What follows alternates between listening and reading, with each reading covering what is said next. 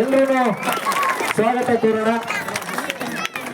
ಇನ್ನು ಈ ಒಂದು ಚಿಕ್ಕ ಇವತ್ತು ಒಂದು ಖುಷಿ ಆಗ್ತಕ್ಕಂಥದ್ದು ಏನಂದರೆ ಶಾಲೆ ಬಗ್ಗೆ ಇಷ್ಟೊಂದು ಕಾಳಜಿ ಇವತ್ತು ಗ್ರಾಮಸ್ಥರು ಮತ್ತು ಎಲ್ಲ ಸಾರ್ವಜನಿಕರು ಇಟ್ಕೊಂಡಿರೋದು ನೋಡಿದ್ರೆ ಹೆಮ್ಮೆ ಆಗ್ತದೆ. ಇವತ್ತು ಸರ್ಕಾರಿ ಶಾಲೆಗಳ ಬಗ್ಗೆ ಅಪಾರವಾದಂಥ ಒಂದು ಗೌರವ ಈಗ ನಾವೆಲ್ಲರೂ ಕೂಡ ಕಾಣ್ತಾ ಇದ್ದೇವೆ. ಖಂಡಿತ ನಮ್ಮಲ್ಲಿ ಉತ್ತಮವಾದ ಶಿಕ್ಷಕರಿದ್ದಾರೆ, ಅವರು ಗುಣಾತ್ಮಕ ಶಿಕ್ಷಣವನ್ನು ನೀಡ್ತಾ ಇದ್ದಾರೆ. ಒಂದು ನಾನು ಯಾವಾಗಲೂ ಕೂಡ ಹೇಳ್ತಾ ಇರ್ತೀನಿ, ಸರ್ಕಾರಿ ಶಾಲೆಗೂ ಖಾಸಗಿ ಶಾಲೆಗೂ ಇರ್ತಕ್ಕಂಥ ವ್ಯತ್ಯಾಸಗಳೇನು ಅಂತ.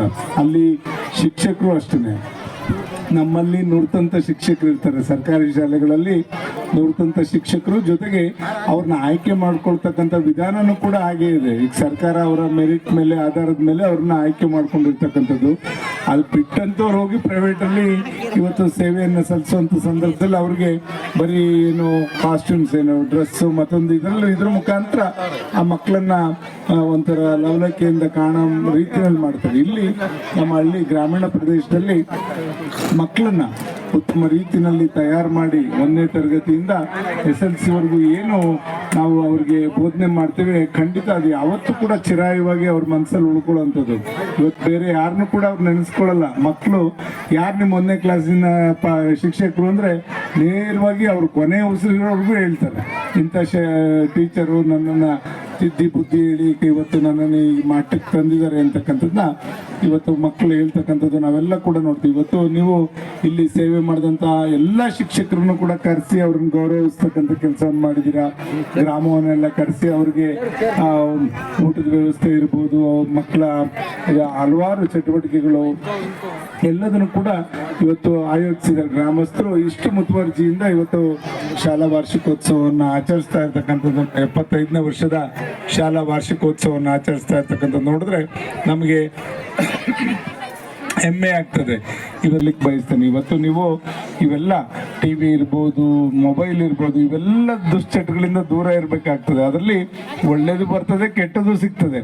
ನಾವು ಆಯ್ಕೆ ಮಾಡ್ಕೊಳ್ತಕ್ಕಂಥದ್ದು ನಮಗೆ ಬಿಟ್ಟಂಥದ್ದು. ಆದ್ದರಿಂದ ದಯಮಾಡಿ ನೀವು ಯಾರು ಕೂಡ ಇವತ್ತು ಏನು ಮಾಧ್ಯಮಗಳ ಮುಖಾಂತರ ಮತ್ತು ನಿಮ್ಮ ಮೊಬೈಲಲ್ಲಿ ಬರ್ತಕ್ಕಂಥ ವಿಷಯಗಳನ್ನ ದಯಮಾಡಿ ನೀವು ಯಾರು ಕೂಡ ಅದ್ರ ಕಡೆ ಗಮನ ಕೊಡದೆ ಇವತ್ತು ನೀವೆಲ್ಲ ಉತ್ತಮ ರೀತಿಯಲ್ಲಿ ಏನು ಶಿಕ್ಷಕರು ಹೇಳ್ಕೊಟ್ಟಂಥದ್ದನ್ನ ಅರ್ಥೈಸ್ಕೊಳ್ಳುವಂಥ ಕೆಲಸ ಮಾಡಿದ್ರೆ ಖಂಡಿತ ನೀವು ಹೆಚ್ಚಿನ ಅಂಕವನ್ನು ಪಡೀಲಿಕ್ಕೆ ಸಾಧ್ಯ ಆಗ್ತದೆ. ಇವತ್ತು ಸರ್ಕಾರಿ ಶಾಲೆಗಳಲ್ಲಿ ಓದ್ತಾ ಇರ್ತಕ್ಕಂಥ ಮಕ್ಕಳು ಇವತ್ತು ನಾನಾ ರಂಗದಲ್ಲಿದ್ದಾರೆ. ಬರೀ KS ಇರ್ಬೋದು, ಎಲ್ಲ ರೀತಿಯಲ್ಲೂ ಕೂಡ ಇವತ್ತು ಅವ್ರ ಪರೀಕ್ಷೆಗಳನ್ನ ಎದುರಿಸಿ ಇವತ್ತು ಕಷ್ಟ ಏನು ಸುಖ ಏನು ಎಲ್ಲೋದ್ರೂ ಕೂಡ ಜೀವನ ಮಾಡ್ತಕ್ಕಂಥದ್ದು ನಮ್ಮ ಗ್ರಾಮೀಣ ಸೊಗಡಿನ ಮಕ್ಕಳು ಇವತ್ತು ಕಲ್ತಿದ್ದಾರೆ. ನಿಮಗೇನಂದರೆ ಫ್ಲೂಯೆನ್ಸಿ ಒಂದು ಕಲಿಸ್ಬೇಕಾಗ್ತದೆ. ಎಲ್ಲೋದ್ರೂ ಕೂಡ ಬದುಕಬೇಕು ಅಂತಕ್ಕಂಥದ್ದಕ್ಕೆ ನಿಮಗೆ ಒಂದು ಫ್ಲೂಯೆನ್ಸಿ ಹೋದರೆ ಇಂಗ್ಲೀಷು ಬೇಕು, ಬೇಡ ಅಂತಲ್ಲ, ಇಂಗ್ಲೀಷು ನಾವು ಬದುಕೋದಕ್ಕೆ ಬೇಕು. ಕನ್ನಡ ನಮ್ಮ ಉಸಿರು.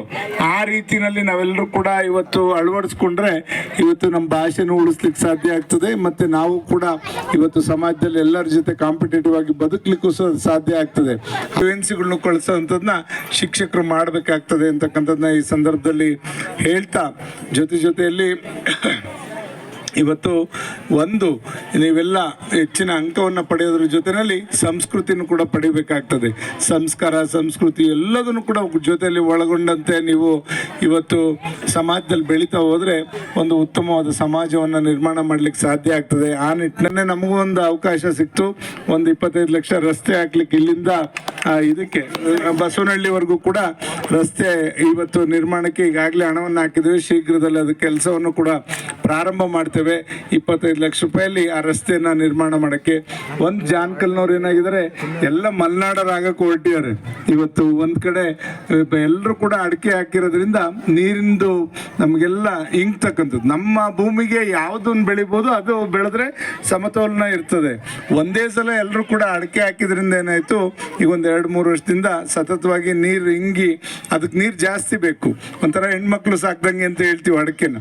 ಆದ್ದರಿಂದ ಅದಕ್ಕೆ ನೀರು ಜಾಸ್ತಿ ಬೇಕಾಗಿರೋದ್ರಿಂದ ಇವು ಭಾಳ ಹೋದ್ಸಲ ಕೆರೆ ಒಳಗಿದ್ದು ಮೋಟ್ರ್ ಹಿಡ್ಕೊಂಡೆಲ್ಲ ಹೊಡೆಯುವಂಥ ಪ್ರಸಂಗಗಳನ್ನ ನಾವು ನೋಡಿದ್ವಿ. ಒಂದು ಕಡೆ ತಡೆಯೋಕ್ಕಾಗಲ್ಲ, ಇಲ್ಲಿ ಇವು ಅಡಿಕೆ ಗಿಡ ಉಳಿಸ್ಕೋಬೇಕು, ಅಲ್ಲೊಂದು ಕಡೆ ಕುಡಿಯೋ ನೀರಿಗೆ ನೀರು ಬೇಕು, ಈ ಥರ ಪ್ರಸಂಗಗಳು ಉದ್ಭವ ಆಯಿತು.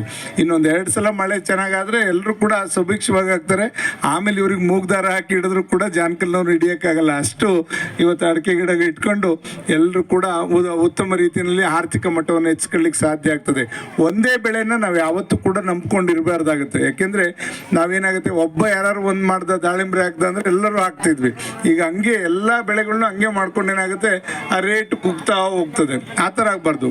ಬೇರೆ ಬೇರೆ ಥರ ಪ್ರಯತ್ನಗಳು ಆರ್ಥಿಕವಾಗಿ ಬೆಳೀತಕ್ಕಂಥ ಬೆಳೆಗಳನ್ನ ನಾವೆಲ್ಲರೂ ಕೂಡ ಅವಲಂಬಿಸಿದ್ರೆ ಖಂಡಿತ ಇವತ್ತು ನಾವೆಲ್ಲರೂ ಕೂಡ ಒಂದು ಆರ್ಥಿಕ ಮಟ್ಟವನ್ನು ಹೆಚ್ಚಿಕೊಳ್ಳಿಕ್ಕೆ ಸಾಧ್ಯ ಆಗ್ತದೆ. ಒಂದು ಕುಟುಂಬಗಳು ಇವತ್ತು ಹೆಣ್ಮಕ್ಳಿಗೂ ನಾನು ಮನವಿ ಮಾಡ್ತಕ್ಕಂಥದ್ದು ಇಷ್ಟೇ, ಸಾಲ ಕೊಡ್ತಾರೆ ಅಂತ ಎಲ್ಲ ನೀವು ಇದರಲ್ಲಿ ಏನು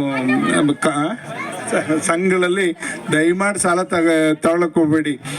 ಎಲ್ಲ ಒಂದು ಕಡೆ ಈಗ ಒಂದು ಅದಕ್ಕೆ ತೀರ್ಮಾನ ಕೂಡ ಈ ಸತಿ ಸದನದಲ್ಲಿ ಮಾಡಿಸೋರಿದ್ದೇವೆ ಎಲ್ಲರೂ ಸೇರಿ. ಹೆಂಗೆ ಬ್ಯಾಂಕ್ನಲ್ಲಿ ಬೇರೆಯವ್ರಿಗೆ ನಮಗೆಲ್ಲ ಲೋನ್ ಕೊಟ್ಟಾಗ NOC ಇಲ್ದಲ್ಲೇ ಬೇರೆ ಬ್ಯಾಂಕಲ್ಲಿ ತಗೊಳಕ್ಕೆ ಬರಲ್ವಲ್ಲ, ಆ ಥರ ನಿಮಗೂ ಮಾಡ್ತಕ್ಕಂಥ ಕೆಲಸ ಇವತ್ತು ಮಾಡಿದ್ರೆ ಖಂಡಿತ ನಿಮಗೆ 4-5 ಕಡೆ ಸಾಲ ಕೊಟ್ಟು ನಿಮ್ಮನ್ನು ಸಾಲಗಾರನಾಗಿ ಮಾಡ್ತಕ್ಕಂಥದ್ದು ತಪ್ಪಿಸ್ಬೋದಾಗ್ತದೆ. ಆ ನಿಟ್ಟಿನಲ್ಲಿ ನಾವೆಲ್ಲರೂ ಕೂಡ ಆಲೋಚನೆ ಮಾಡ್ತೇವೆ ಅಂತಕ್ಕಂಥದ್ದನ್ನ ಈ ಸಂದರ್ಭದಲ್ಲಿ ಹೇಳ್ತಾ, ಇವತ್ತು ಮಕ್ಕಳು ಅಷ್ಟೇ, ಮಕ್ಕಳು ಇವತ್ತು ಅವರ ವಯಸ್ಸಿಗೆ ಮೀರಿದಂಥ ಬುದ್ಧಿಶಕ್ತಿನ ಮಕ್ಕಳಲ್ಲಿ ಕಾಣ್ತಾ ಇರ್ತೀವಿ. ಅದರಿಂದ ಏನು ಪೋಷಕರೇ ಆಗ್ಬೋದು ಮತ್ತು ಶಿಕ್ಷಕರೇ ಆಗ್ಬೋದು, ನಾವು ಅವ್ರ ಮನಸ್ಥಿತಿನ ಅರ್ತು ಅವ್ರಿಗೆ ಯಾವುದ್ರಲ್ಲಿ ಅವ್ರಿಗೆ ಆಸಕ್ತಿ ಹೆಚ್ಚಾಗಿದೆ ಅದಕ್ಕೆ ನಾವು ಪ್ರೋತ್ಸಾಹವನ್ನು ಕೊಟ್ಟರೆ ಖಂಡಿತ ಅವರು ಉತ್ತಮ ರೀತಿಯಲ್ಲಿ ಅವ್ರ ಭವಿಷ್ಯವನ್ನು ರೂಪಿಸ್ಕೊಳ್ಳಿಕ್ಕೆ ಸಾಧ್ಯ ಆಗ್ತದೆ. ಆ ನಿಟ್ಟಿನಲ್ಲಿ ನಾವೆಲ್ಲರೂ ಕೂಡ ಮಕ್ಕಳನ್ನು ತಯಾರು ಮಾಡ್ತಕ್ಕಂಥ ಕೆಲಸವನ್ನು ಮಾಡೋಣ. ಇವತ್ತು ನಮಗೆ ನಮ್ಮ ಸರ್ಕಾರಿ ಶಾಲಾ ಶಿಕ್ಷಕರ ಬಗ್ಗೆ ಅಪಾರವಾದಂಥ ಒಂದು ಗೌರವ ಇದೆ. ಅವರೆಲ್ಲರೂ ಕೂಡ ಉತ್ತಮ ರೀತಿಯಲ್ಲಿ ಇವತ್ತು ಸೇವೆಯನ್ನು ಸಲ್ಲಿಸಿ ಆ ಶಾಲೆಗಳಲ್ಲಿ ಮಕ್ಕಳು ಬಂದಂಥದ್ದು ಇವತ್ತು ಅವನ್ನೆಲ್ಲ ಒಟ್ಟಾಗಿ ಇವತ್ತು ಹೆಚ್ಚಿನ ರೀತಿಯಲ್ಲಿ ಅವ್ರಿಗೆ ಎಲ್ಲ ರೀತಿಯ ಅಭ್ಯಾಸಗಳು ಮಾಡಿಸ್ತಕ್ಕಂಥದ್ದು. ನಮ್ಮ ಮಕ್ಕಳು ಜಾಸ್ತಿ ಗಣಿತ ಮತ್ತು ವಿಜ್ಞಾನಗಳಲ್ಲಿ ಕೊರತೆ ಕುಂಠಿತ ಆಗ್ತಕ್ಕಂಥದ್ದು ಪ್ರತಿ SLC ಸಂದರ್ಭದಲ್ಲೂ ಕೂಡ ನೋಡ್ತೇವೆ. ಅದರಿಂದ ಮೊದಲಿಂದನೇ ಕೂಡ ತಯಾರು ಮಾಡ್ತಕ್ಕಂಥದ್ದು ಮಾಡಿದ್ರೆ ಖಂಡಿತ ಇವತ್ತು ಮಕ್ಕಳಲ್ಲಿ ಅದು ಪರೀಕ್ಷೆನಲ್ಲಿ ಸುಲಲಿತವಾಗಿ ಬರೀಲಿಕ್ಕೆ ಸಾಧ್ಯ ಆಗ್ತದೆ. ಚಿಕ್ಕನಾಯಕನಲ್ಲಿ ಈ ಸಲ SLCನಲ್ಲಿ ಪ್ರಥಮ ಸ್ಥಾನ ಕಳೆದ ವರ್ಷ ಇತ್ತು, ಈ ಸಲಿನೂ ಕೂಡ ತಗೋಬೇಕು ಅಂತ ಪ್ರಯತ್ನವನ್ನು ಮಾಡ್ತಾ ಇದ್ದೀವಿ ಅಂತಕ್ಕಂಥದ್ದನ್ನ ಈ ಸಂದರ್ಭದಲ್ಲಿ ಹೇಳ್ತಾ, ಇಲ್ಲಿ ಖಂಡಿತ ಅದನ್ನು ಮಾಡಿಸ್ಕೊಡ್ತೇವೆ. ಸ್ಕೂಲ್ ಬಿಲ್ಡಿಂಗ್ದು ಈಗ ಏನೇ ಕೊಡ್ತಾ ಇರಲಿ, ಮೊದಲನೇ ಆದ್ಯತೆ ನಾವೆಲ್ಲ ಕೊಡ್ತಾ ಇರೋದು ಅಂಗನವಾಡಿ ಸ್ಕೂಲ್ ಬಿಲ್ಡಿಂಗಿಗೆ. ಯಾವುದೇ ಅನುದಾನ ಬಂದರೂ ಫಸ್ಟ್ ಅದಕ್ಕೆ ಹಾಕ್ತಾ ಇದ್ದೀವಿ. ಯಾಕೆಂದರೆ ಖಂಡಿತ ಹಾಕ್ಕೊಡ್ತೇವೆ, ಶೀಘ್ರದಲ್ಲೇ ಹಾಕ್ಕೊಡೋಂಥ ಕೆಲಸ ಮಾಡ್ತೇವೆ. ಅದನ್ನು BO ಇವಾಗಲೇ ಕೇಳಿಬಿಟ್ಟು ನಾವು ಖಂಡಿತ ಶಾಲಾ ಕಟ್ಟಡವನ್ನು ಇಲ್ಲಿಗೆ ಕೊಡುವಂಥ ಕೆಲಸ ಮಾಡ್ತೇವೆ ಅಂತಕ್ಕಂಥದ್ದನ್ನ ಈ ಸಂದರ್ಭದಲ್ಲಿ ಹೇಳ್ತಾ, ಇಲ್ಲಿ ಇದು ಶಾಲೆ ರಿಓಪನ್ ಆಗೋ ಸಂದರ್ಭದೊಳಗೆ ನಾವು ಮಾಡೋಕ್ಕೆ ಪ್ರಯತ್ನವನ್ನು ಮಾಡ್ತೇವೆ ಅಂತಕ್ಕಂಥದ್ದನ್ನ ಈ ಸಂದರ್ಭದಲ್ಲಿ ಹೇಳ್ತಾ